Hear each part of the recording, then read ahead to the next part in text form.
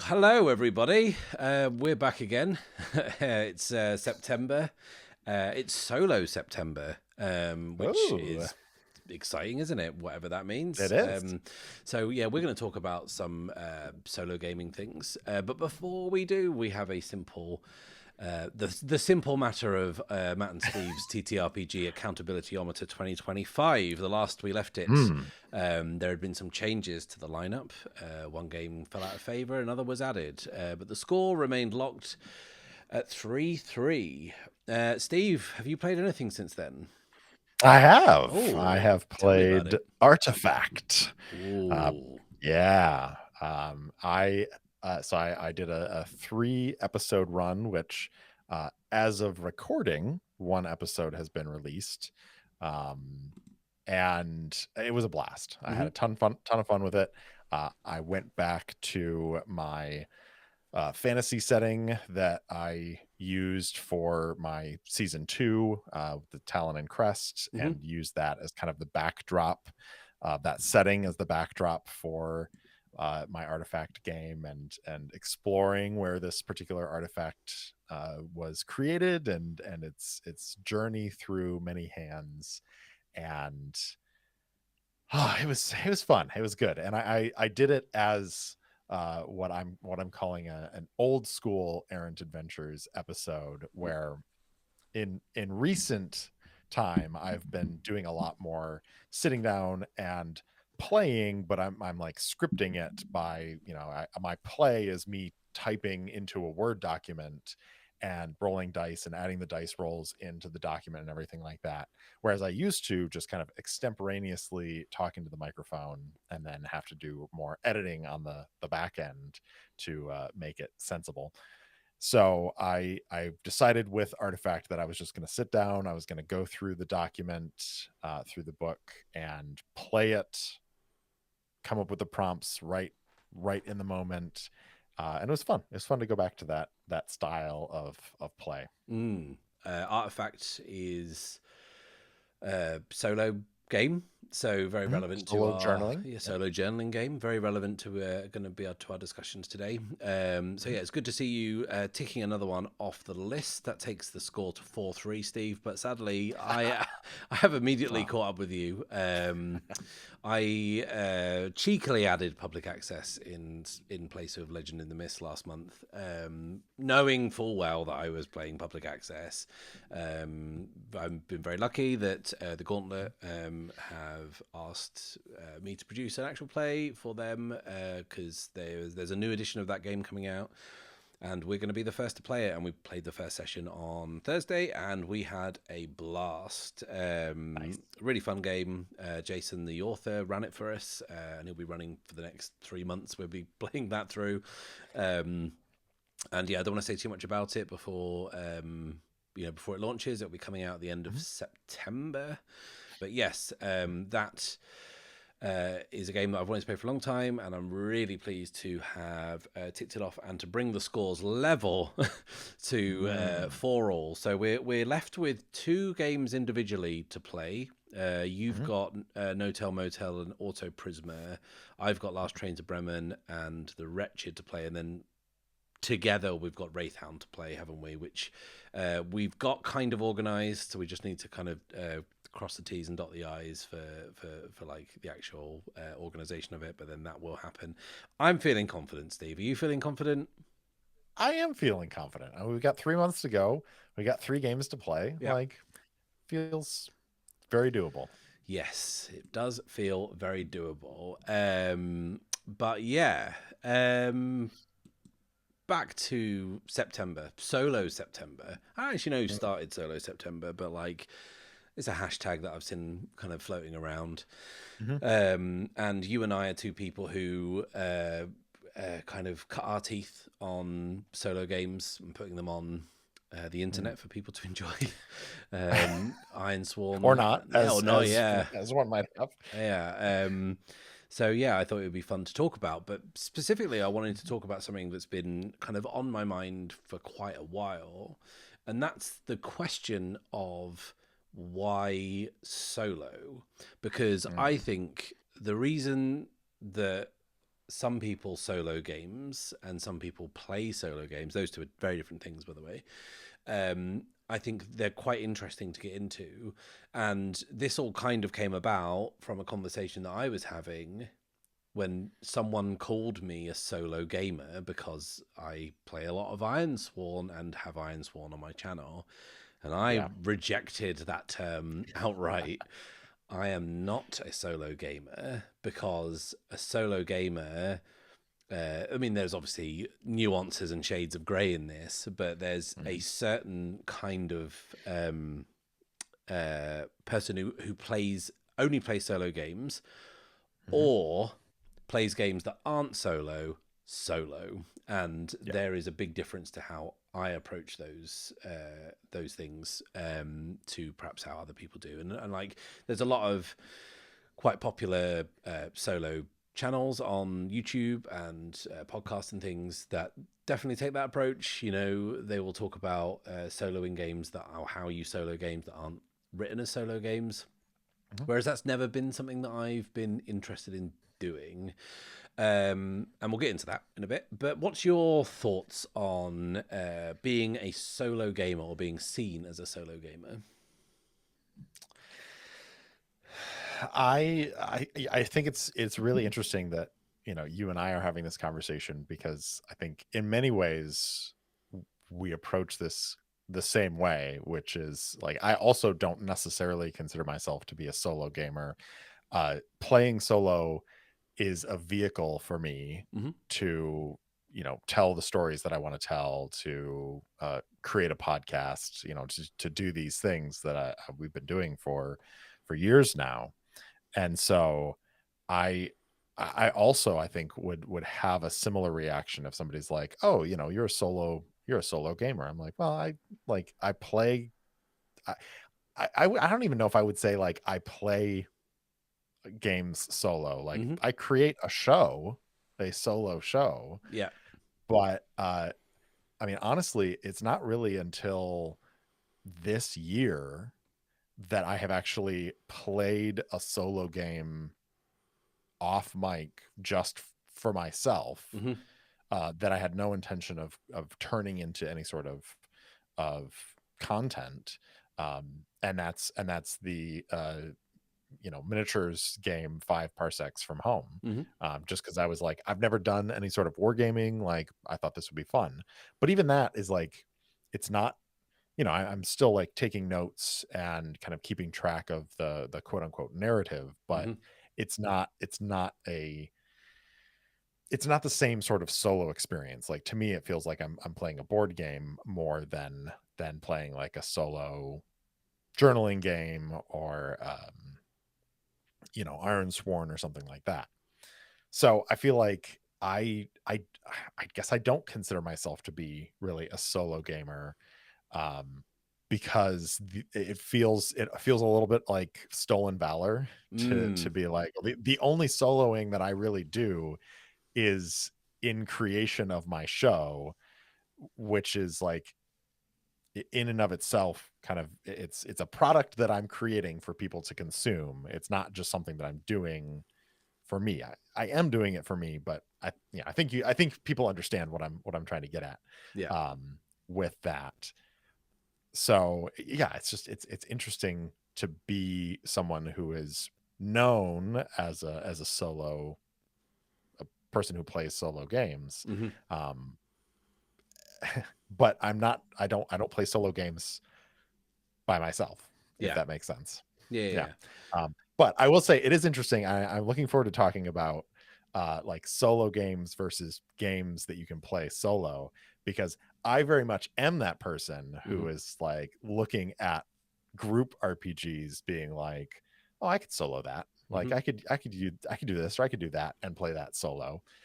So that I think that'll be a fun discussion. But yeah, I think that's my general like overview is I'm in a similar camp where I'm like, I'm not really I guess I'm a solo gamer because I play solo games, Mm-hmm. but I don't self-identify as a solo gamer. Yeah. I identify as a creative who is creating a podcast and a show by using solo games. Yeah. And like you say, I'm in a very similar boat. I think I would I think there's a lot of people who say they're solo gamers only play games solo, and there's a lot of reasons for that, which kind of comes into the why solo. And there's a lot of reasons why people tackle group games solo in particular that feed into that. But yeah, I play solo games and play with other people all the time. I actually looked at my stats because I keep a spreadsheet on these kind of things, but like I've played games with 30 different people this year, which is like a really good number of different people to play games with.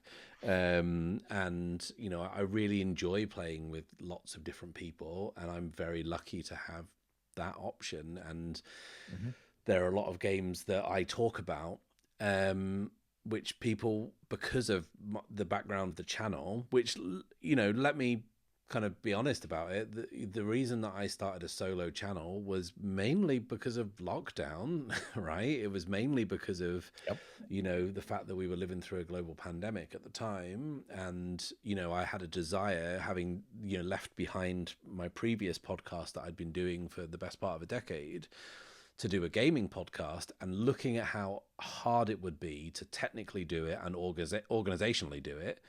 And you know, speaking as me now, 5 years later down the line, knowing how hard it is to get a group of people to play a game over a long period of time when you're paying them money is still very difficult, because, you know, no one's doing this as a full-time job. Like, so to do it, you know, just with some like 5 friends and hope that we would get together every week and record a long-running actual play was insane. And then realizing, having played Ironsworn, that there was an option for me to do that and not have to rely on anyone else, and also tell a really interesting story and do something that I thought at that time was relatively novel. And it still is. Like, there's still not a huge amount of content of, you know, people are playing solo games by themselves. You know, if you really boil it down, it's still a niche within a niche. But yeah, I find it fascinating that people think of me that way because of you know, playing Ironsworn. And whenever I talk about different games on the channel, I will always get the question, can you solo this?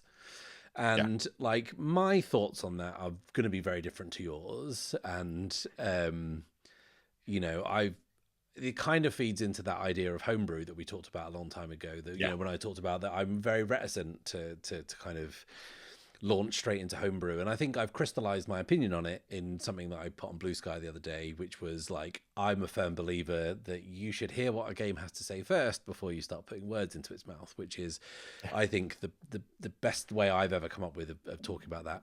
Like, everyone obviously has their own style and looks at a game and thinks, I could run this slightly differently to as intended or as written. And like, you know, I saw someone on BlueSky basically saying, well, hang on, you look at a recipe and, you know, you don't have to make it exactly the same every time. To which I thought, that's true, but also role-playing games aren't recipes. That's false equivalence in my view. So yeah, but I will, my takeaway from this is that, like, and especially I got this a lot when I talked about The Between.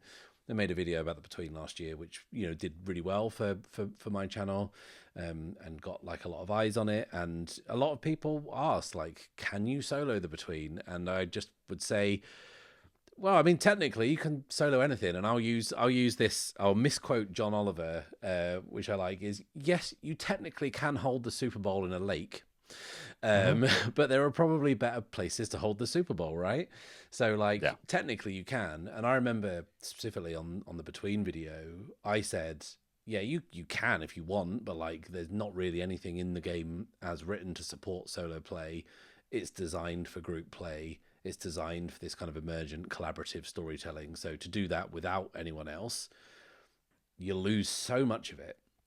And then someone put in my comments a short thesis, and God bless them, like, they wrote exactly how they had soloed the Between, And the comment was basically along the lines of, well, if you do this and then you do this and then you take that part out of the game and then do this, then do this, then you do this, and then you have to kind of reverse engineer this bit and you have to do this. And it was really long. There were so many steps. And at the end they just went, but yeah, it's not quite as good as playing it in a group, but I still do it because that's how I have to play it, because I don't have anyone to play with. Yeah.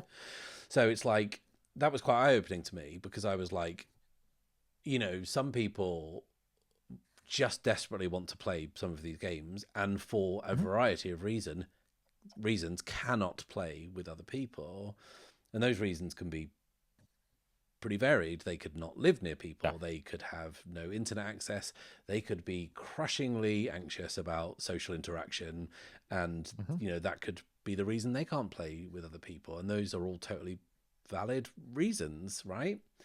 So that is kind of where I see that. Like, there's this whole people who solo stuff that isn't meant to be soloed, if you can say something isn't meant to be soloed, that kind of take it as a point of pride to play things, as if to say, no, this game is for me, and I will bend it however I can to make it work for me. And the amount of times that I've seen and actually heard people talk about how they solo this game, I'm like, personally, for me, this is my opinion totally on this. I look at it and go, I mean, you have made it work, but the point of that game has just flown right over your head. And like, you're not getting from that game what that game was trying to say and do. And my personal thought on it is that, like, we are living through a golden age of role-playing games, and there are so many games that are specifically designed for solo play that will give you a really great experience. But I think there is an underlying feeling, and this might just be my own prejudice, I guess. There's an underlying feeling in a lot of players that are like, no, we can solo this. I can solo this. Just watch me. I'll do it. How do you feel about that word salad buffet that just came out of my mouth? Yeah. Well, that's your opinion, and, man. You're welcome to it. I mean, I think that as somebody who is currently soloing a game that is intended for a group play, I think a lot of it comes down to the game, because I think you're right. I think there are some games where, yes, you can solo anything, but in attempting to solo it, you're going to have to twist the experience so much that it's basically just a different game, which again is like, it's fine. Whoever the designer is of that game is not going to kick down your door and yell at you for not playing the game correctly. And Matt and I aren't going to come to your house and kick down the door and tell you that you can't solo that. So like, go knock yourselves out, have fun. But I know for myself, like, I look at Traveler and I look at that and I say, I can solo this. Now that, that means that, like, I have a couple of characters that I'm following. I maybe choose the way in which I enact bonuses and stuff like that differently than I might in a group game. But also, I don't know that I do. Having just run Traveler for my local group, I feel like I ran it basically the same way I run it for myself, which is mostly like, when I'm in a scenario, when I've developed a scenario and kind of set it up, I just think about, okay, what's going on in this situation that might adjust how I set the difficulty for a task, or like, oh, this character gets a bonus die to this role because of X, Y, and Z reason, and that makes sense to me based on the narrative that I'm creating. So I'm totally fine with soloing Traveler, because I think it works. I think I don't have to do that much work to it. Now, another game that I have been looking at a lot recently is Draw Steel. And I don't know that game would work well for solo because so much of the game is designed for the different player characters' abilities to interact. Mm-hmm. And could I solo draw steel? Yeah, absolutely. Um, you know, but I might have to make the choice of like, well, I'm going to run 4 characters and try to keep track of 4 different characters' abilities and also like run the monsters and like all this. And then for me personally, because again, and this is I think a really important thing for both of us, like I'm creating a show. So anything that I sit down to play solo, I look at and go, can I make this fun and entertaining for myself and for an audience? I don't know that me trying to keep track of 4 draw steel PCs and, a villain and 20 minions in draw steel is going to be fun to listen to. Mm-hmm. But if I wasn't concerned about making a show and I was like, hey, I've got 4 hours on a Saturday afternoon, I'm going to play some draw steel and I'm going to have these 4 characters. I'm going to, set up my little battlefield. I I think, somebody could have a lot of fun soloing that, and I think that would be fine. Mm-hmm. I don't think that would like break the game. Um, but both of those games are much more on the kind of simulationist, like gamist side of things, where it's a lot more cut and dried. Of like you have your dice, you have your numbers, you add them together. Whereas like something like the Between, there's a lot more story and narrative side of the gaming hobby, and I feel like again you can absolutely solo that. Mm-hmm. You have to make some uh sacrifices to do that.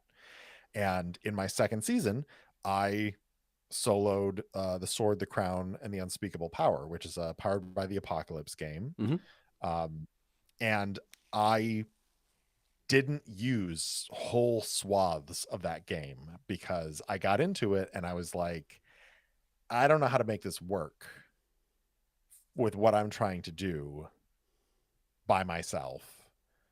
So I'm just going to ignore those parts. Yeah. And it was still perfectly serviceable, but I wouldn't say like, I've had some conversations with people about Scup, and I'm like, I don't think that I played that game. Mm. Like I played something that resembled that game if you squinted at it. But Yeah. I reached a point pretty quickly where I was like, I mean, really, all I'm doing is I'm rolling 2d6 and I'm adding whatever stat that I have, and maybe I'm tying into 1 or 2 of like recovery mechanics and like using some of the moves. But there was so much of that game that I just discarded because I was like, this is not working for what I am trying to accomplish. Again, creating a show. And I think, there's an argument to be made, and I think it's a fair argument that I should have picked a different game to do the thing that I wanted to do. Uh, Hindsight being 2020, yeah, absolutely, I probably would have. Mm-hmm. I didn't know that going into it. I didn't take time to like play a bunch of Scup to figure that out. I was kind of figuring it out on the fly. Yeah. And again, I think that's fine. But uh, ultimately, I think a lot of it comes down to what is it that you're trying to get out of a game. And I do think that there are certain people who want to play a game because of the like social connection, to like be part of a community of people who play D&D. The big, like, you can solo D&D. I've done it. It's not fun for me because again, I was trying to create a show and I was on a kind of like strict production timeline, and I already don't like running D&D from the standpoint of like I like to use the mechanics of the game, and I, despite what I just said about scuff, like I don't really like just discarding wholesale bunches of mechanics. And so when I try to solo something, I usually start by trying to do it 100% as the rules are written. Mm-hmm. And then as I get comfortable with it, then I start discarding things if it's not fitting with the narrative that I'm trying to create. Yeah. So like trying to solo D&D for me, it's a non-starter. It's too many fiddly bits to it, to running it, for what I'm trying to do with my solo show. But if I had 4 hours on an afternoon and I wanted to be part of the D&D playing community, but I didn't have a group to play with for all of those reasons that you mentioned, Mm-hmm. I absolutely could make it work. A person could absolutely make it work. And I think that is a big appeal oftentimes, is that like, I want to play this game because other people are playing that game, and I may not be playing that game with those people, But I'm still but I playing still want to feel like I'm part of that community, which I think is valid. It's a valid reason to like want to solo games that aren't specifically designed for solo.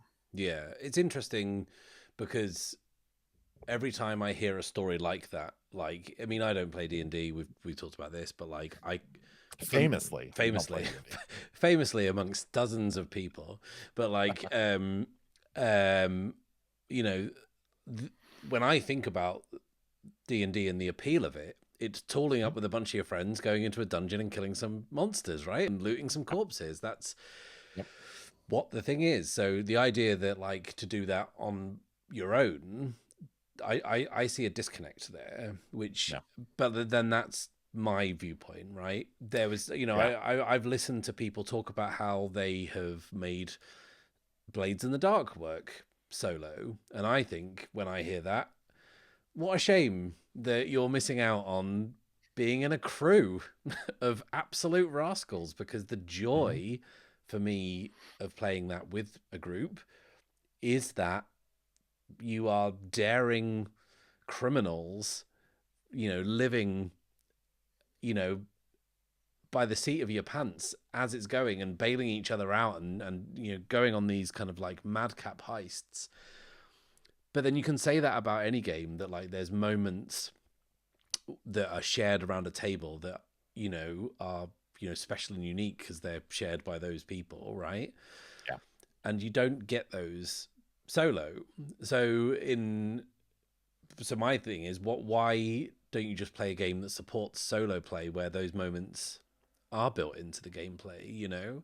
Like if I think about, well, why would someone try and solo D&D rather than basically homebrewing or finding a high fantasy setting for Ironsworn, for example, where the mechanics are designed to support solo play, gemless play, but it perhaps doesn't have the same setting as you'd like from D&D. But like the good thing about Ironsworn having such an active community is that there's a hack out there for that.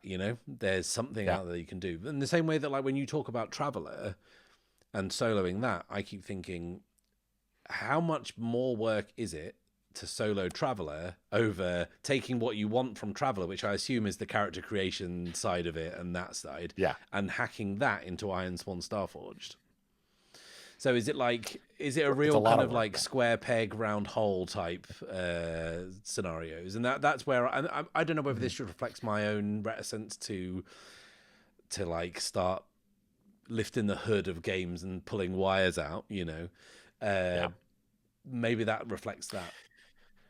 Well, and I think this actually tangentially is related to a conversation that I've been having with members of my local gaming group, because I was running that Traveller campaign, and we kind of reached a point where the campaign wasn't working for us as a group.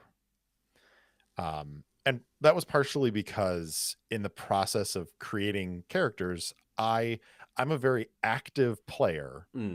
I'm a fairly passive game master and a fairly permissive game master. Meaning I like to sit back and just kind of let people do what they're going to do.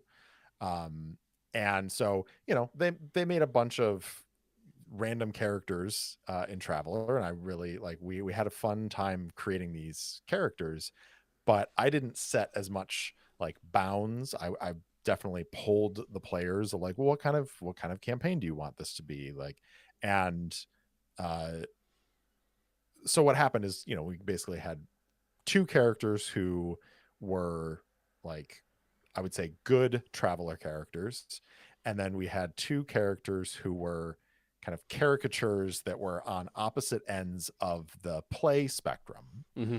Like we had somebody who was like a pirate captain, and then we had somebody who was a noble, who had no combat ability, like nothing like that. All of that's fine, but the scenario that we kind of devised as a group sort of leaned into one style of play more than the other. And Mm-hmm. so one of those players was feeling frustrated because like his character basically just couldn't do anything, because of the way that he'd been built. So this is a long story for me to get back around to something you said about D&D, which the conversation that our group has been having is D&D is the default, is the thing that we always come back to, because as adults who have busy lives, obviously I love learning new games, so I'm going to exempt myself from this statement, but I'm going to still use the we here. Mm-hmm. We're busy people with busy lives. We've already learned D&D. And so when I bring a different game to the table, it is work, is a mental load for the other people at the table to learn the rules of that game. And so they're exerting energy that they would put towards their characters and engaging with the story that we're telling as a group at the table, Mm-hmm. to learn the system. And so I gave them a choice last week. I was like, we can continue playing this Traveler campaign. I think we should just make these adjustments. And that way it's a little bit like, the game that we'll be playing will be a little bit more equitable for everybody's kind of skill sets. Or I can run just a D&D kind of one shot. We can just kind of do a little palate cleanser. Mm-hmm. Or, a third option, we pick something else.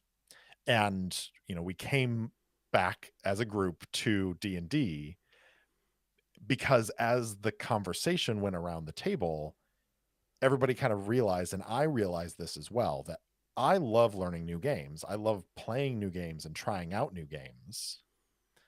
The other people at the table are more interested in the sitting around the table, talking in funny accents, coming up with stories, joking in character, bantering in character, all of these different things. And yes, there are games out there that might fit that style of play better, Mm-hmm. but because they already know D&D as that kind of baseline, they don't have to think about the mechanics. They're ingrained, and so Mm-hmm. they can just show up, they can play their character, and we can kind of make up things as we need to. And that's where the home brewing goes, of just being like, well, yeah, roll that d20 and add your intelligence, and I'll tell you some stuff. So but that's my long tangential kind of rant, and bringing it back to why solo. Mm. I think one of the reasons why, similarly to what I said earlier about people who are playing these games because they want to be part of this community, I think there's also another aspect of it, of like, I've spent the time to learn how to play this game, and I want to be part of that community. So I want to solo this game Mm-hmm. and not something else that is designed for solo but doesn't have the same mechanics and doesn't have the same kind of skin to it. And I think that could be a big factor in what people kind of come to as they're trying to figure out, like, oh, can I solo this game? Is that for a lot of people, it's not about the mechanics. They're like, I've learned one rule set. One is enough for my lifetime. How can I do this thing that I'm familiar with, but by myself as opposed to with a group? And I've kind of had to come to terms with this in the last couple of weeks as we've been having this discussion as a group, that I would much rather run D&D for my friends and not really enjoy running D&D, but enjoy spending the time at the table with them more, because we're spending less time trying to figure out a game system and more time bantering in character and telling a story around the table. I don't know if any of that makes sense, or if I just went off on a headache fueled rant. I think the thing that there's something in there that I really hadn't thought about until then is that, like, you might choose to solo a game that isn't a solo game just because it's better known and there's more support for it, rather than playing a solo game. So, like, for instance, if you were someone who was like, I really want to play Blaze in the Dark, but I don't have a group, and for whatever reason I can't play with a group, you can find thousands of hours of actual play of Blades of the Dark on YouTube and look at it and think, oh, okay, maybe I can figure out how to solo it. Dungeons and Dragons, Pathfinder, all those games, you can probably find, millions of hours of footage on YouTube of people playing the game as a group, and you can learn those mechanics and then solo it, rather than the experience that I know that you had, as well as I had, when we played Ironsworn. The first time you sit down to play it, you're like, oh man, what do I do? And that's a scary moment. And I feel like, still people now who have watched my stuff on Starforged and Sundered Isles still find it difficult to take that first step, because it is difficult. So what I'm saying is that, like, it might be slightly easier to step into a game that you've seen played a million times before with some solo alterations than it is to start a solo game where, like, you don't really know what you're doing, and the game books support the best they can and try and explain solo and GMless play, but you still have to take that leap of faith to get it going. And it's a scary thing to do, and it's it is hard, and something that you have to kind of get better at, and you're going to suck at first, which is something that some people are a little reticent to do. But I really find it fascinating, the people and the players out there who look at games and sort of just ignore the game's purpose and mission statement and just strip it back to, I want to play this on my own. And I bet you there's a lot of people out there, a lot of players out there, who do manage to find something of that game's messaging inside of their own version of this game, the solo version of the game. But, like, I still find it hard to connect with the reasons as to why. And like, an example I'll give is that, like, I've just finished a campaign of Slug Blaster, and I had the best time playing that with like 4 other people. And did you say you had a slug blast? I had a slug blast, Steve. It was a wonderful experience, one of my favorite role-playing experiences ever. I enjoyed it more than the joke you just made. And I didn't. I enjoyed that joke a lot more. Everyone had a great time around the table. It was a very short campaign. We only played 7 sessions, and then it was done. Everyone's stories were wrapped up nicely. Great game. I'll be making a video on it for the channel, because it's definitely worth talking about, even though it's a very, very well covered game at this point. I still have things to say about it. Anyway, that is a tangent. That game has solo rules, in the back of the book there is solo rules. There is a special playbook. I think it's called the Loner, and it has its own mechanics and ways to engage with the world. Not a huge step actually, because I ran that game. I ran it as if I was playing a GMless game. I got through 7 sessions of that campaign without taking one single note. I didn't write anything down. I didn't roll a single dice. I did not prep a word for that. But it was still amazing, because every time we met, we just turned up and we built the plane in midair, and it was wonderful.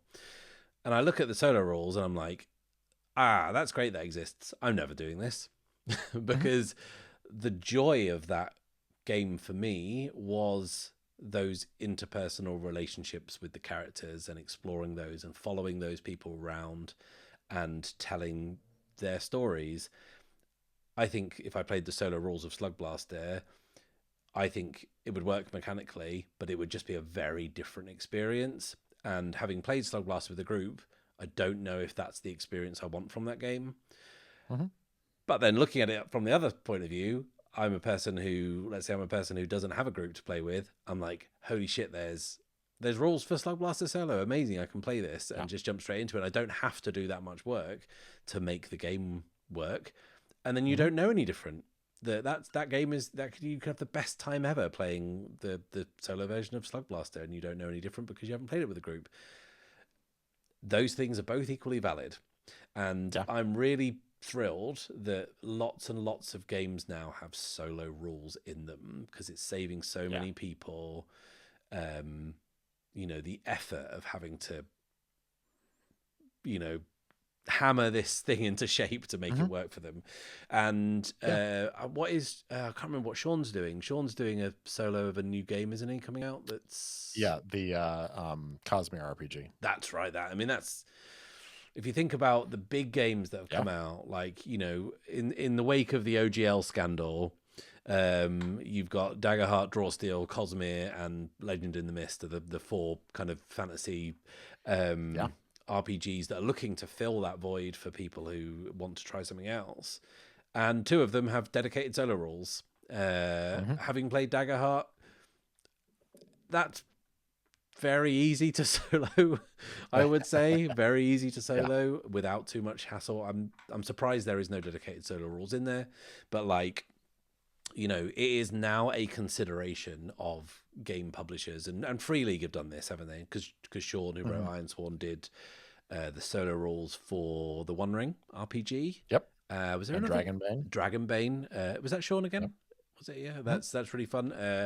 I think that a lot of those games are now thinking about how to include solo players in the game, and I really love that. I really, really love that. It gives people the option, and it makes it more accessible and less of an obstacle to say, right, well, I'll take Mythic, but especially if a game, I keep mentioning the Between or Card from Brindlewood games, like they have so many procedures and mechanics in them that are just quite big obstacles for solo play.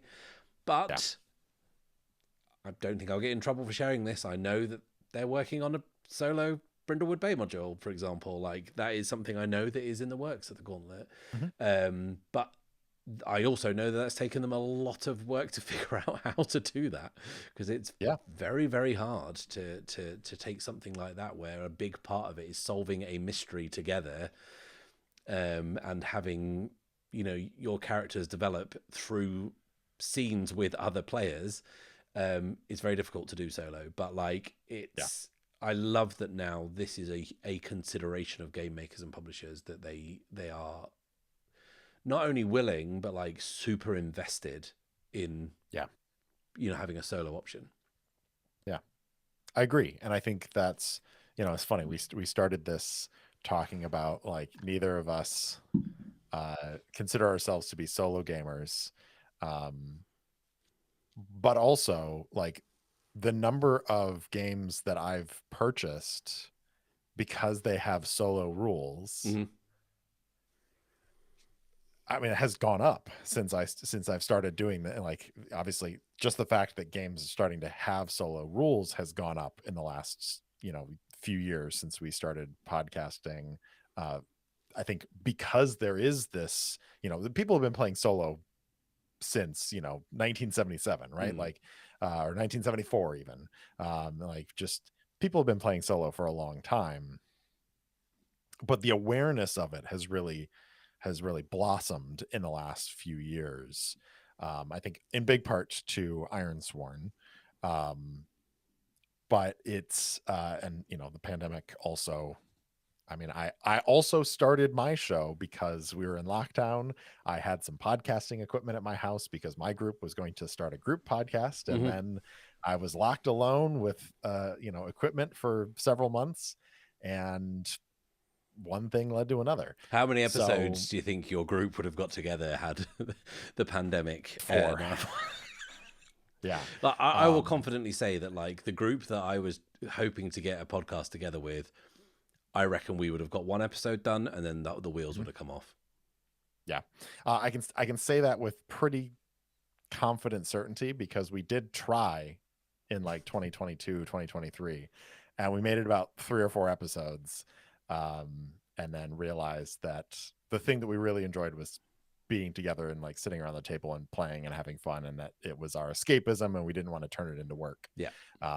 And that may have been because I had spent 2.5 years podcasting and being like, okay, we can do this, but we have to actually like take it somewhat seriously, otherwise it's going to be absolutely awful to try and listen to, and a whole bunch of things. Anyways, so I think that it is really cool to see all of these solo rules being attached to these games for exactly the reason that you said, which is that it just makes it a little bit easier for somebody to get into playing that game if they are a solo gamer, because they don't have to kind of kit bash it themselves. They have something there that can guide them, but also like you can ignore those rules.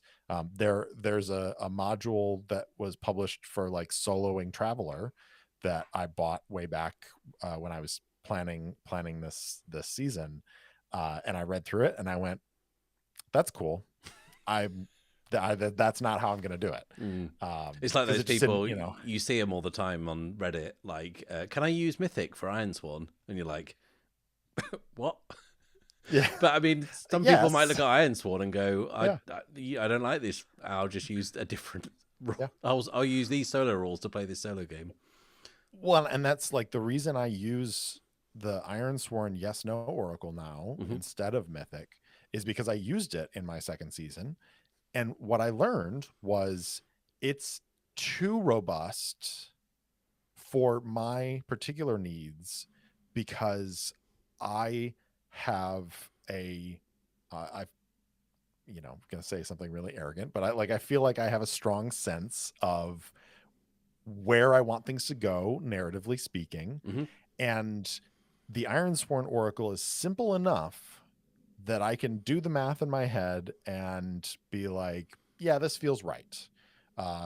Unlikely versus 50-50 versus likely. Like I kind of have a feel, but there's still some randomness there. Whereas the Mythic stuff was super granular, and you had to like shuffle like a couple of different axes around, all of which is cool, but it was taking me too much effort to try to like learn that system. Yeah. We're back to like, I'm just sticking with what's comfortable. Yeah. I don't want to learn something new, because and so I struggled in those first few episodes of that second season, because I would ask the wrong question of the Oracle, because I didn't yet understand how the like percentages and everything worked. And so I had a couple of instances where I asked the wrong question, because I asked a question that kind of closed off a narrative avenue that would have made sense to continue down. And I didn't want to, I was just like, oh, I didn't realize that was going to happen. If I had just been using the Ironsworn Oracle, I think I would have had a better sense of it. So that's, again, I feel like I'm going off on tangents today. All of that to say, why solo? Yeah, why solo? because it's fun. Yeah, and I also think it's really interesting that like there are solo games that people play with people. So it's like I know that there are people who play 1,000-year-old Vampire and share it around and do it. I personally played a playthrough of Void 1680 AM and involved 8 other people. Now that technically was me just adding production value to the game that I played by myself. But still, like you can play like, you know, I recently made a video about Corico and I got a lot of comments on that video saying I play this game with my kids, and it's just like, yeah, technically it's a solo journaling game, but like you can share it out and share that with other people. So like things, as we've talked about in the homebrew video, like role-playing games aren't as solid as, you know, going to see a movie and you can't fan edit it whilst you're watching it in the theater, right? But like with an RPG, you can open the book and start making changes as soon as you start reading stuff, which does frustrate me. But why I'm going to come back onto the publishers making solo rules for things is I've seen a lot of writers of games like getting frustrated with people who say, oh, your game sucks because I played it, and then they list of all the ways that they changed it to make it more to their liking. And you know, they are very, I can't remember who actually put this on BlueSky the other day, but they were basically saying along the lines of like, if you want to make changes to my game, absolutely cool. If you want to hack it to pieces, that's what it's there for, but like don't complain to me if your experience is bad because you haven't played my game. And like I think that you know, having solo rules written in there, you know, there's less having to watch your beautiful boy being butchered, and more about like, oh, actually I have put some thought into how this plays solo. You know, give it a whirl and, you know, see if that works. Because so there's just, it kind of smooths off those edges of having to do that work and watch, you know, and that's, I think that's my biggest problem. And, you know, kind of coming back to the point I made earlier about, you know, soloing the Between. At the end of it, you're not playing the Between, you're playing another version of it. And the thing is, there are solo games about being a monster hunter in Victorian London that you could probably do less work to make being like the Between than taking the Between and trying to make it into a solo experience.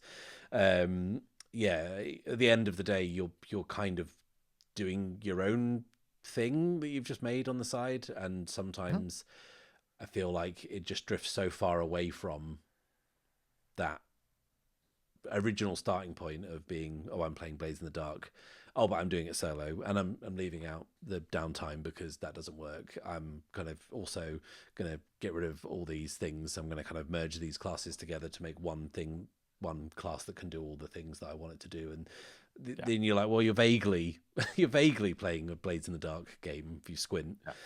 But then who cares? Just do it. Like if you want to do that, then do it. We are not the arbiters. I was gonna say, you know, for anybody out there who's listening, if you have watched Matt's videos on the Between and you think that it sounds really, really cool, and you want to solo it, he is not going to come to your house and kick down the door and tell you that you're wrong. No, Jason will, but I won't. No, that's not true. But like, I do think it must be frustrating for a game designer to look at someone saying, "Hey, I'm playing X game," and then look at how they're doing it anyway. There must be a lot of that. Like, and this is really interesting when we talked about deep cuts, that John Harper had done so much watching of actual play and then rewrote some of the rules to his game by saying, oh, I watched a bunch of people play this game and I didn't realize everyone plays it wrong or everyone plays it differently to how I intended. So I'm just going to change it because it's better the way that these people were doing it. And that's an evolution of how that works. So I think it must be quite frustrating to see people getting the wrong end of the stick and playing a game wrong anyway.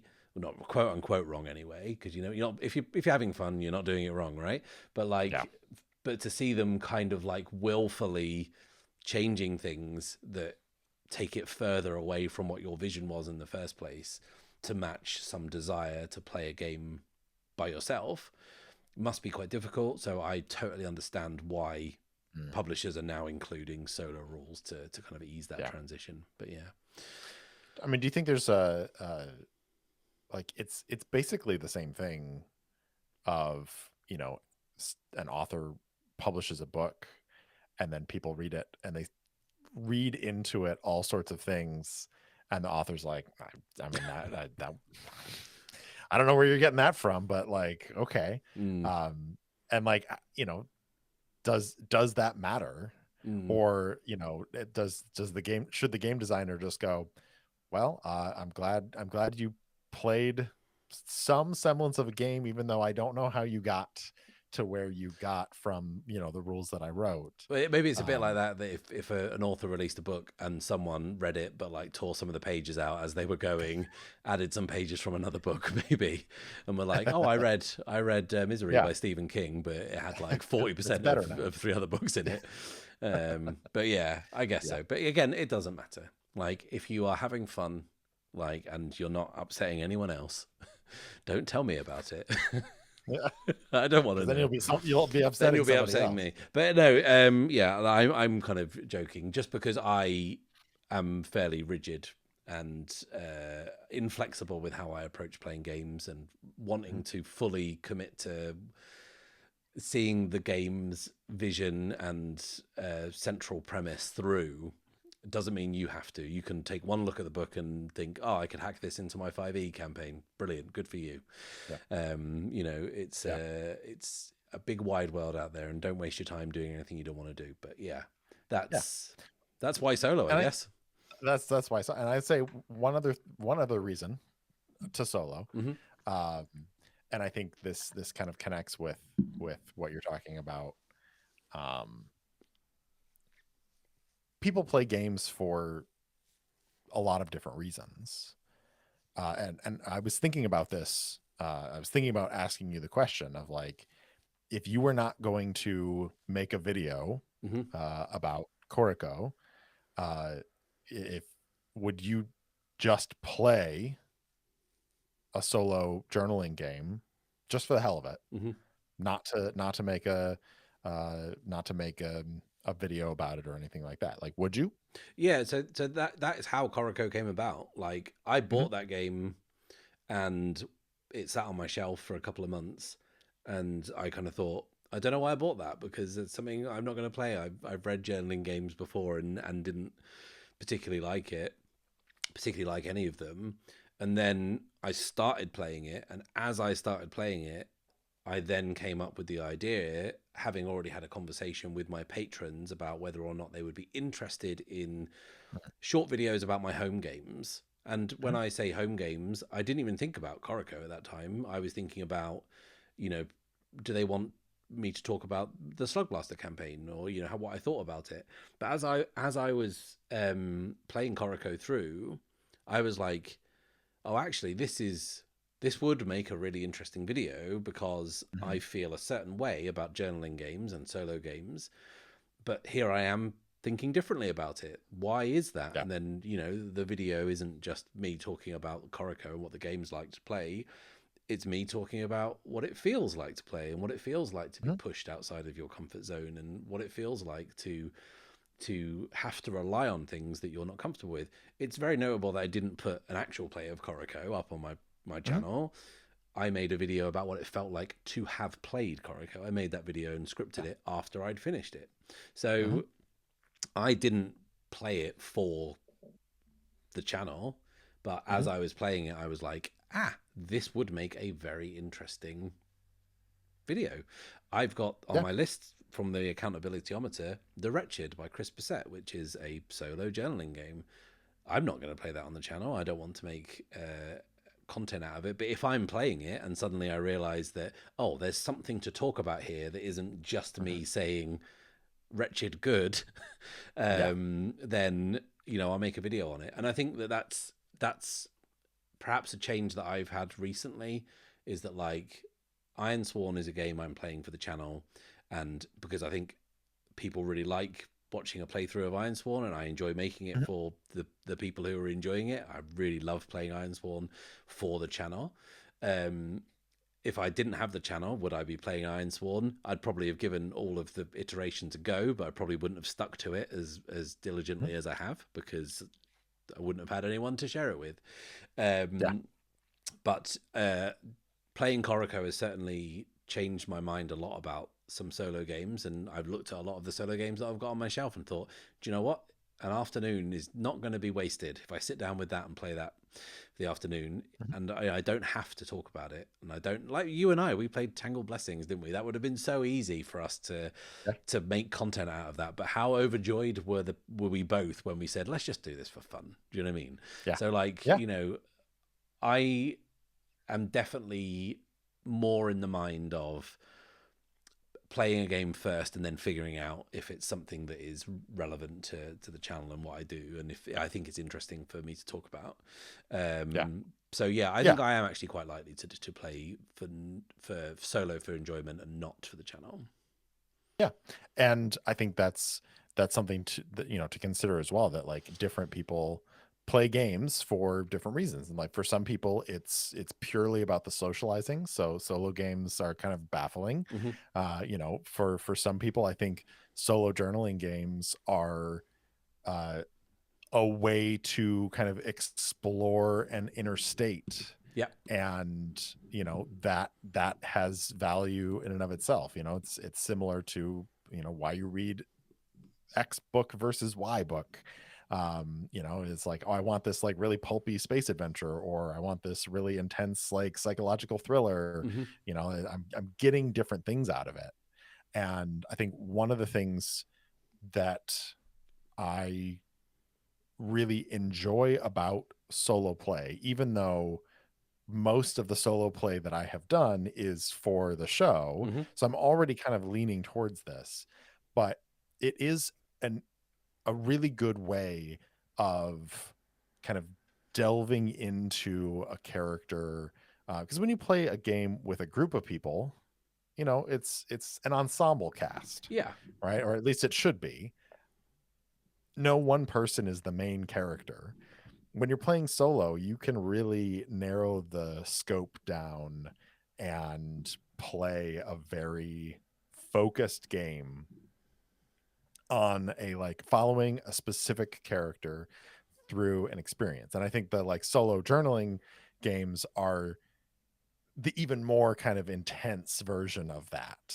Whereas it's really, really dialed into a specific experience. And so I think that's another reason why solo, because it's a different experience, and it's a different way to experience playing games, art, life, than sitting around a table with a group of other people. Yeah, 100%. And it's like, especially a journaling game where not all journaling games are the same, but like, there is in a lot of journaling games this idea that what you're making, what you're writing is a private reflection of your character or whatever, and it's not for anyone else's eyes. And it is something that is very intimate, which is something that is very hard to explore in a group setting, for example. And there are some people I think out there that probably just play solo journaling games, because there is a lot of them out there. There's a lot of interesting and diverse content out there if people want to explore those. And yeah, I think that trying to get a unique individual experience out of a game is something that a lot of people hanker for and are really, really into, and that's great because there's so much support out there for that. People don't have to hack Blades in the Dark into a solo journaling game. Do you know what I mean? It's like it's its own genre and it's of itself. But that said, like, you could make a journaling version of Ironsworn. You have to record your game somehow, whether it's either in your brain or on a Google Doc or in a notebook. But like, people have written whole novels based on their Ironsworn games. People have just inserted the roles into these hugely detailed prose reflections of their time in Ironsworn. I still have my first Ironsworn notebook. It's 2 pages of barely legible text, and then just I think there's just a picture of a frog that I drew for no reason, and I just stopped and I was just like, I hate writing stuff down, which is why Corico was such a big challenge for me. Like, I hate writing stuff down longhand. And the reason that I started the channel, like, is it's easier for me to make a podcast or a video of me playing the game than it is for me to write it down in a journal. But yeah, so that's, I think have we cracked why solo, Steve? Like, I think so. I mean, we've definitely talked a lot. We have talked. There've been words. We've said stuff. There've been lots of words. Yeah, we've said stuff in this podcast, but like whether any of it is like good or meaningful, I mean, that's up to you to decide. I mean, maybe if we'd done this solo, it would be better. Just sitting and thinking in silence, no actual words. But yeah, that's why solo, everyone. If like you have other thoughts other than it's fun, because there really doesn't need to be anything more than just it's fun, then let us know. Why do people play solo? Why do you play solo? Why do you take a game that's designed not to be solo and solo it? Like, I'm intrigued by you people. You should be studied. But yeah, thanks for listening to us ramble on, everyone. We've now kept our streak up of 9 months now of doing episodes. We've already beaten last year. Next month we are playing a game for Halloween, aren't we? So that's fun. We are. And then we'll see if we can make it through the last 2 months and get 12 episodes of this podcast out. I believe in us. Yeah, I believe in us too. Thanks, everyone, and we'll see you next month. Bye. Bye.